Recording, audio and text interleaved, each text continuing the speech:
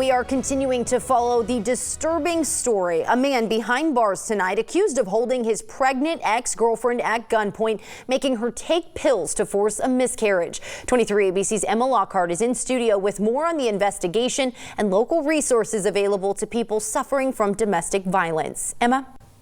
Jess, unfortunately, the victim in this case did have a miscarriage. 23-year-old Jagmeet Sandhu is the man police say is responsible for the unborn baby's death.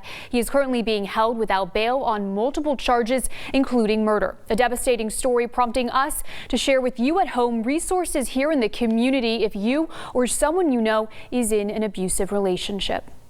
It's a disturbing scenario Bakersfield Police Sergeant Nathan McCauley says he's never seen before. This particular circumstance is somewhat unique. A Bakersfield man accused of holding his pregnant ex-girlfriend at gunpoint, making her take pills to force a miscarriage. The incident turning even more tragic after police say the victim, who was several months along, lost the baby as a result. It is vile any time a man controls a woman and decides what's going to happen with her own body. Police say the man responsible is 23-year-old Jagmeet Sandhu, now in custody after a family member called police. The suspect was arrested yesterday afternoon and was arrested for a variety of charges, including murder. This alleged act, a shocking display of domestic violence. Lewis Gill with the Alliance Against Family Violence and Sexual Assault, shedding light on some of the red flags often found in abusive relationships. It will begin verbally.